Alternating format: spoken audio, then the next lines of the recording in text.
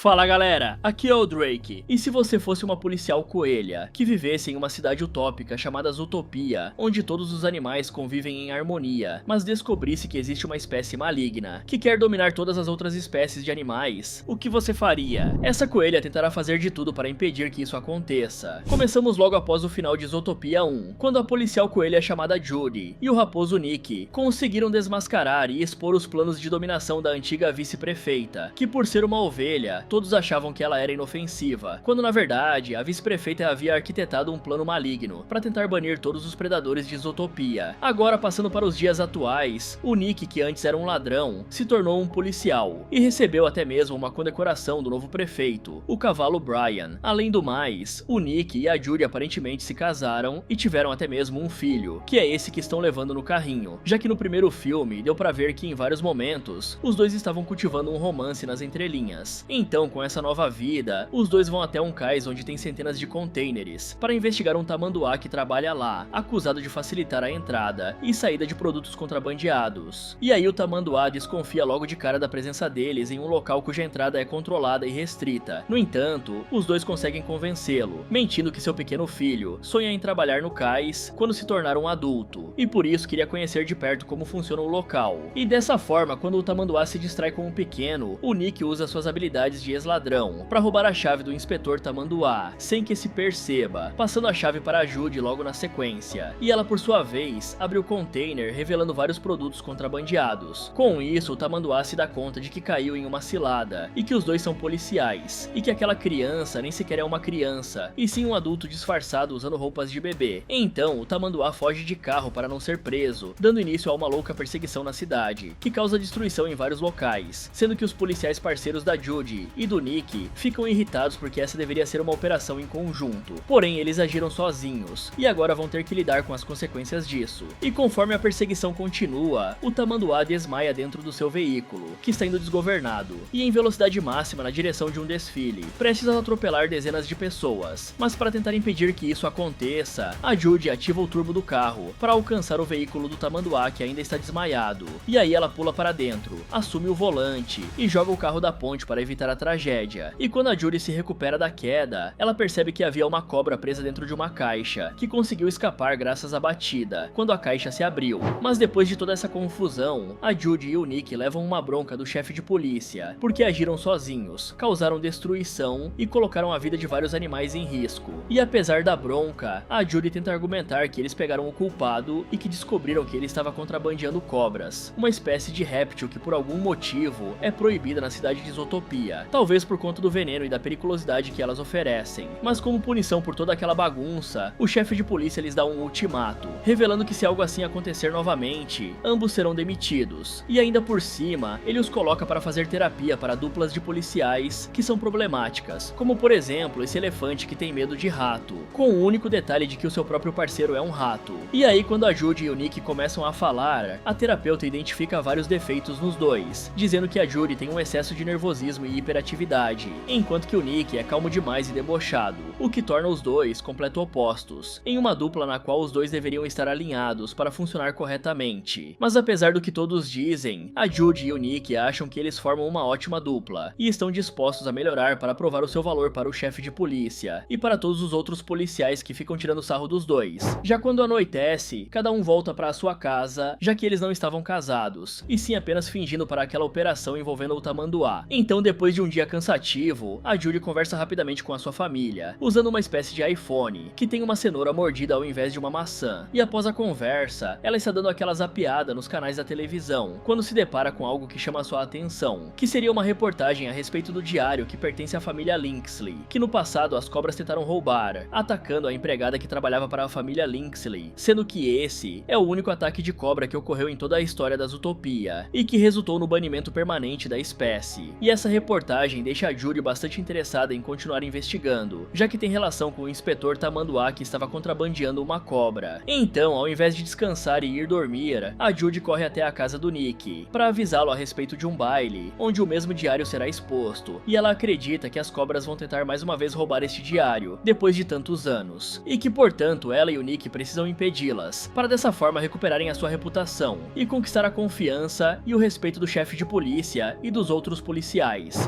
Passando para o baile, a Gazelle está cantando para vários animais que estão participando do evento, mas lembre-se que qualquer semelhança com a cantora Shakira é mera coincidência. Mas para conseguir se infiltrar no baile sem chamar atenção, a Judy e o Nick se disfarçam como manobristas, só que ao andar pelo estacionamento, a coelha avista várias vans que são idênticas àquelas que o tamanduá estava dirigindo, na qual havia uma cobra dentro. E apesar de ser algo suspeito, eles não encontram nada demais lá dentro, e entram na van apenas para trocar de roupas, com a Judy trocando para um vestido, e o Nick colocando um terno. E agora com as roupas sociais, eles entram no baile e se juntam aos convidados, que estão bebendo e se divertindo. Então o Nick comenta que não consegue entender o porquê uma cobra iria querer roubar um diário, e falando no objeto, eles identificam que o diário está em uma área reservada e protegida por guardas, que nem todos os convidados são permitidos a entrar. E aí o Nick vê uma ursa indo até lá e rouba o colar e depois devolve, mentindo que ela deixou cair no chão, e por supostamente ter ajudado essa ursa que possui acesso ao local restrito da festa, ela permite com que os dois entrem juntos. Mas quando tudo parecia estar saindo conforme o planejado, o Nick avista o chefe de polícia, que se por algum acaso notar a presença dos dois, perceberá que eles estão infiltrados e com isso os expulsará da corporação. Porém, quando a Judy está se escondendo atrás dos outros animais, para não ser notada pelo seu chefe, ela sem querer esbarra em um lince chamado Paulbert Lynxley, virando bebida nele. Só que apesar disso, a coelha entrega um pano para o felino se secar, e ele demonstra reconhecê-la, questionando se ela está no baile para proteger o diário que pertence à sua família. Ao mesmo tempo, ao derrubar seu comunicador no chão e se abaixar para juntá-lo, o Nick encontra por acaso a pele de uma cobra no chão. Então, ao seguir o rastro deixado pelo réptil, o Nick se depara com uma figura suspeita que está em cima do lustre, observando tudo. No entanto, por se descuidar e focar demais na figura misteriosa, o Nick é identificado e pego pelo chefe de polícia. Só que antes de ser levado, ele chuta uma luminária para apontá-la na direção da figura, revelando para todos que se trata de uma cobra, um réptil que não se vê há anos em Zootopia. Com isso, os convidados ficam assustados e em completo choque, inclusive o prefeito, que na teoria deveria ser corajoso. Então, conforme a Judy previu, a cobra rouba o diário e ainda por cima sequestra o Paulbert, demonstrando ser um animal extremamente ágil, rápido e letal. E aí a coelha, o Nick e o chefe de polícia iniciam uma perseguição,